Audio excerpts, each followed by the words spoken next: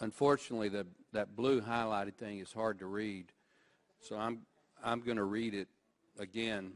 This is the part of the sign-up that is hidden. The applicant does not see this, but it is in the source code. And what that blue highlighted area that's been circled in red says is, you have no reasonable expectation of privacy regarding any communication or data transiting or stored on this information system. Now, Ms. Campbell and Mr. Slavitt, y'all both said that y'all were HIPAA compliant. How in the world can this be HIPAA compliant? Which HIPAA is designed to protect the patient's privacy, and this explicitly says in order to continue, you have to accept this condition that you have no privacy or no reasonable expectation of privacy.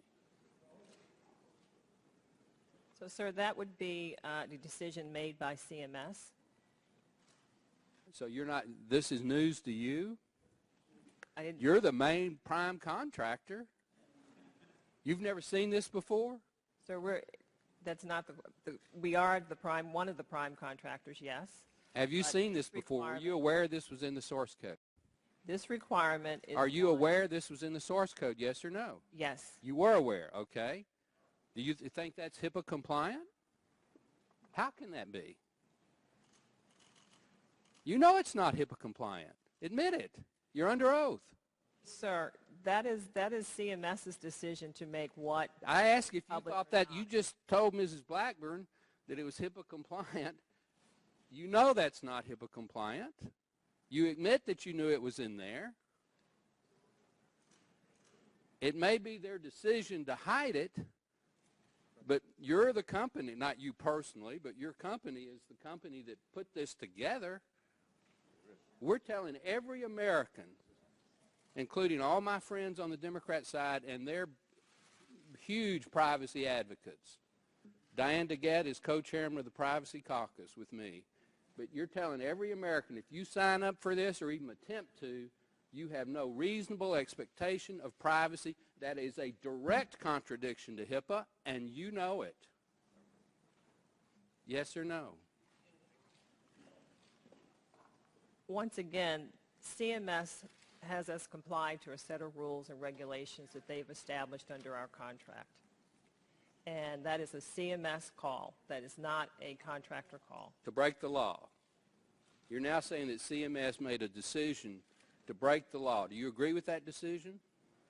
Sir, I cannot speculate on CMS. All right, well, let me ask Mr. Slavitt. This is the first time I'm seeing and becoming familiar with that source code. Okay, so you weren't aware of it. I was not aware of it. Okay. Well, all right, let me go back to Ms. Campbell. She's at least admitted she knew about it. Who made this decision to hide this or to put it in the source code in the first place? I can't give you that answer.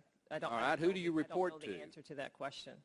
Was it some junior underling at CMS? Was it the director of CMS? Was it? I mean, who generally made decisions at the policy level that your company interfaced with? Give me that person's name. There are many decisions made under this program over this last two and a half years. So is this another example of where things just go into a cloud?